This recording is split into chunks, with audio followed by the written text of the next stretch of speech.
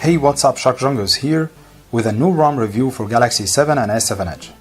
This ROM compatible with Exynos processor devices, and the ROM is SuperMan-ROM, running Android Nougat 7.0. I've done another review on the same ROM, but it was running Android Marshmallow.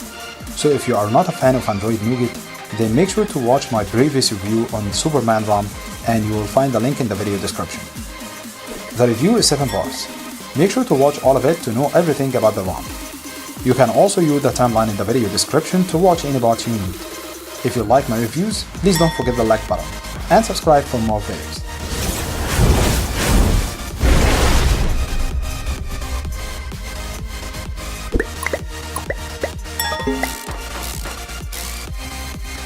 Boot into recovery mode. Make sure to do a backup. Hit wipe and swipe for factory reset.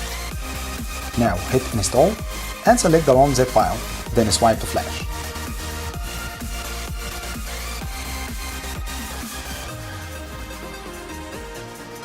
Follow the aroma installation instructions and choose everything carefully. If you didn't update your modem and bootloader, now you can do this in the aroma installer. So make sure to select it in the aroma options. If this is your first time to install a custom ROM, then make sure to watch my tutorial on how to install Tube on your device. Then follow my instructions. Now hit reboot and wait for the boot animation logo to show up.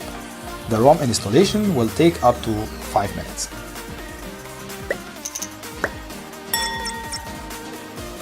I will choose SuperKernel in the aroma installer to play around with its settings.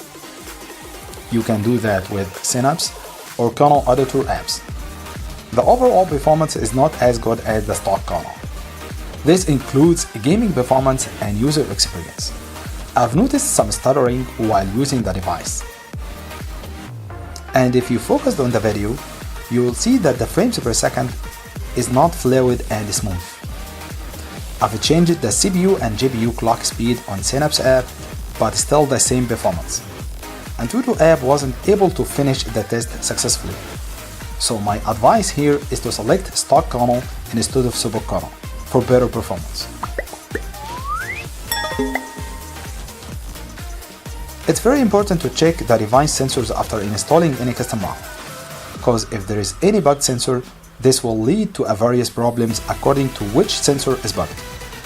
And as you see, all the sensors responding nicely, no problem at all. GPS antenna catches the 3D effects while indoor in less than 30 seconds, and I've used the device for navigation without any problem.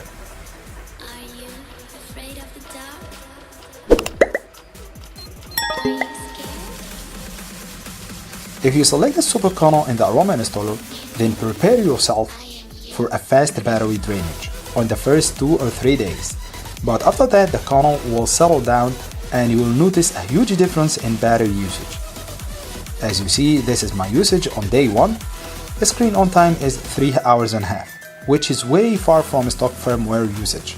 But on day 5, the battery usage getting much better. As you see, screen on time more than 5 hours, and it actually performs better than the stock. And I think this reflects why the performance is not so good on SuperKernel. You have also to consider that battery life is subjective, so this may differ from user to another.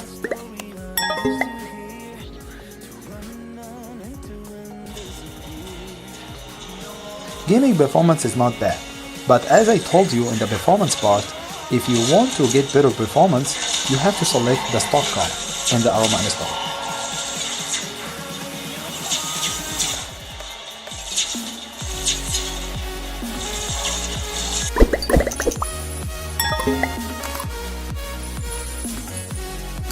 All stock Nougat features are available, so I'm not gonna talk about that. I will only mention all the new stuff that this ROM offers. If you want to know more about Nougat features, you can watch my review on Android Nougat official release from Samsung. Link is in the video description. First of all, I have to mention that aroma installer in this ROM is very good, because you can choose everything you want, including apps, mods, kernels, and features. You can also enable or disable ad blocker, which is very important step for 3-minute battery app to work. After installing the ROM, if you selected modded UI, then you will be able to change your device appearance. This is ROM control app. Its name is Superman Control. You can do a lot of customization to your system UI, like battery appearance adjustments, whether to use a stock battery or 3-minute battery app. Lock screen mods, weather, network traffic, recent panel, etc. You can also add some virtual buttons to your screen. Notification panel preferences is very useful. You can display your device information. You can also disable heads-up notification, which is very useful feature. Imagine if you are playing games and suddenly you get some notifications on your screen. This is really annoying. That's why I love this feature. You can add more options to your power menu. As you see, you have many buttons to add.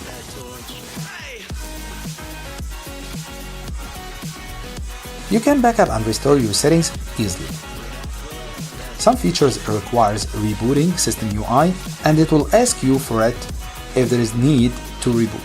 Phone and settings preferences will be available on the upcoming releases. 3-minute clock app to customize clock format and fonts. Recent panel has a lock button on every window if you want to keep it running in the background.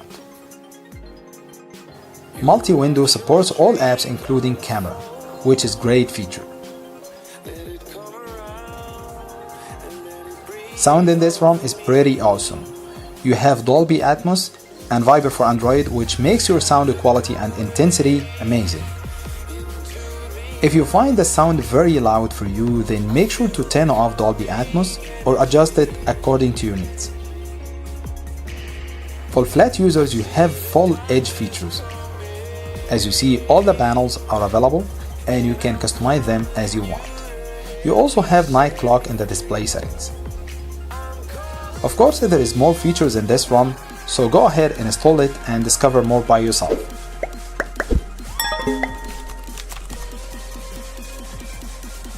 This ROM is completely bugs-free. Everything is working flawlessly, including private mode and smart view. The only problem is that custom kernels need some improvement, so my recommendation right now is to stick to the stock kernel until SuperKernel became more efficient.